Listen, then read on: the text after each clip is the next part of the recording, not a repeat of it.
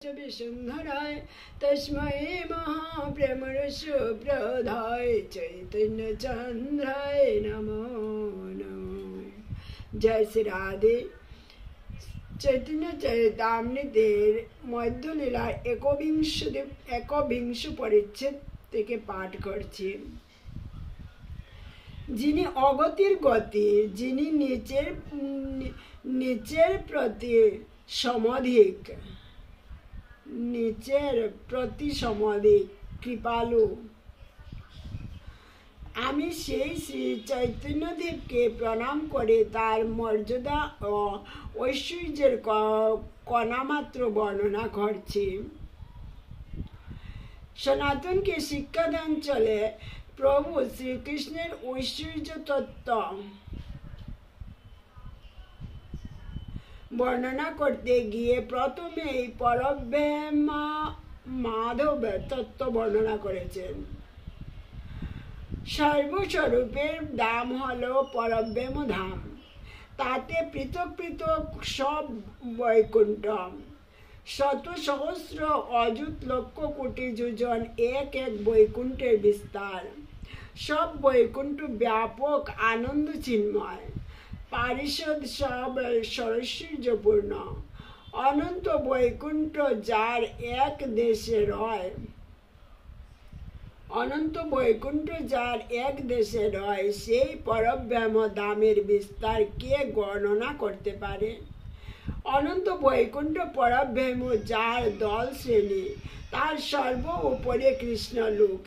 এই মতো সরস্বর্য স্থান অবতার ব্রহ্মা শিব পর্যন্ত যার অন্ত পায় না।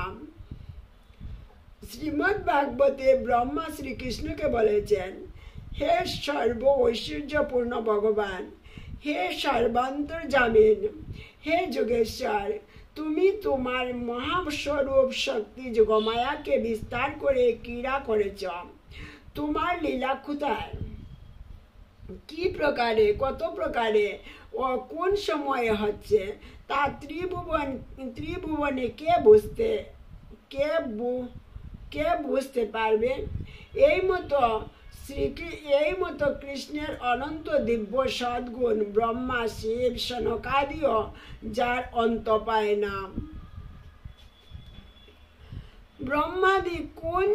ব্রহ্মাদি কোন ছাড়া সহস্র বদন, ব্রহ্মাদি কোন ছাড় সহস্র বদন অনন্ত নিরন্তর গায় যার নাম, তবু অন্ত পায় না তার গুণের।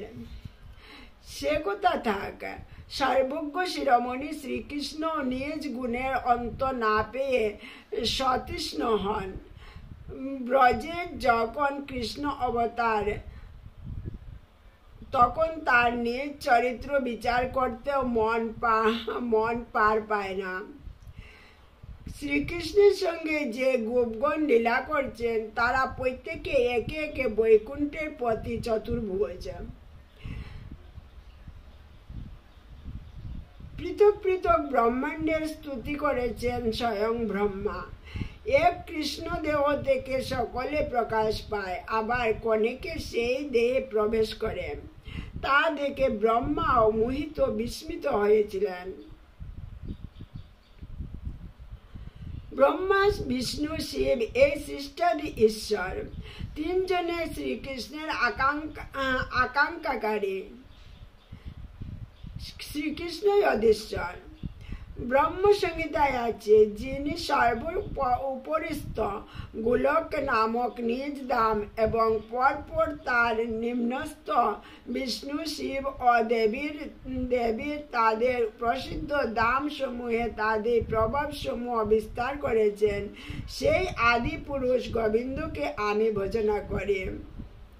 প্রকৃতি ও পরব্রহ্মের মধ্যে বিরজা নামে যে নদী রয়েছে, দেখেন, প্রকৃতি ও পরব্রহ্মের মধ্যে বিরজা নামে যে নদী রয়েছে, তা নারায়ণের অঙ্গজাত শ্বেত জলে প্রবাহিত। সুতরাং ত্রিভুবন পাবনী বলে তা সর্বমঙ্গলকারিণী। সেই বিরজার পায়ে সেই বিরজার পায়ে ত্রিপাদ বিভূতি বিশিষ্ট পরম ধাম পরব্রহ্ম বিরাজিত। সেই ধাম হল সনাতন অর্থাৎ অবিনশ্বর, অমৃত, শাশ্বত এবং অনাদি অনন্ত অসীম। বিরজার পারে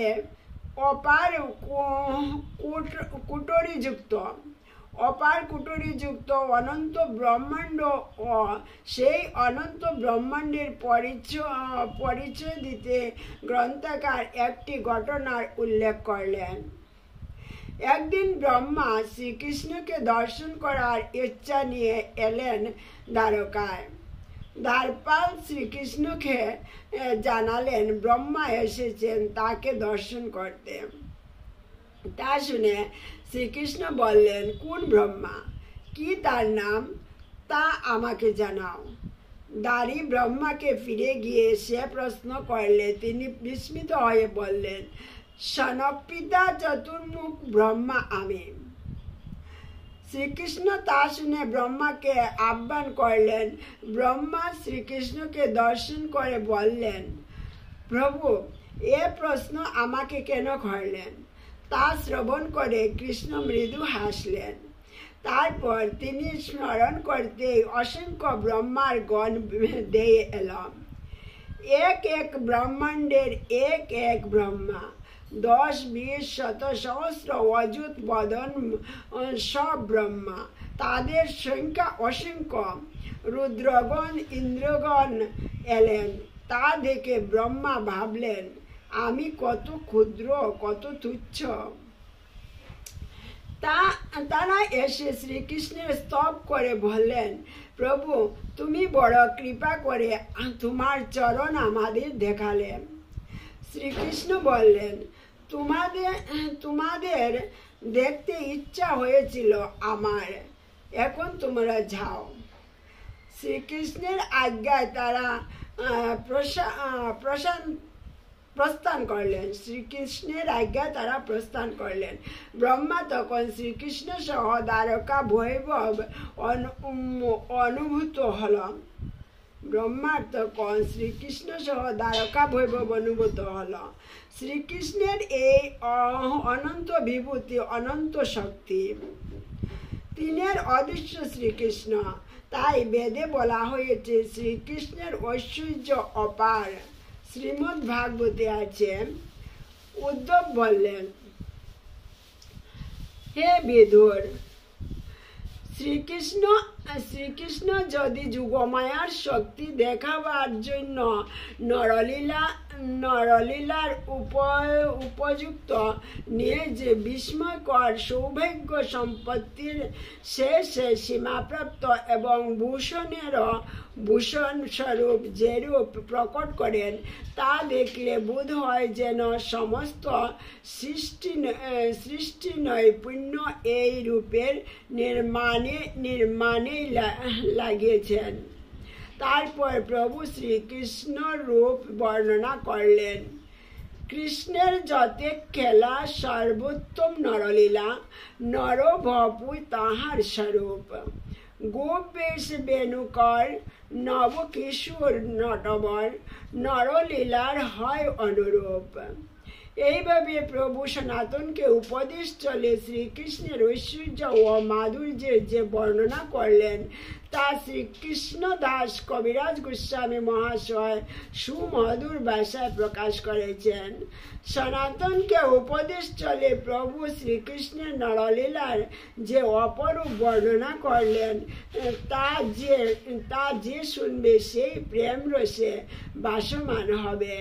সামান্য ভাষায় তা বর্ণনা করা যায় না, তবু গ্রন্থকার যথাসাধ্য মধুর ভাবে সুবিমল ছন্দে তা বর্ণনা করেছেন। জয় শ্রী রাধে।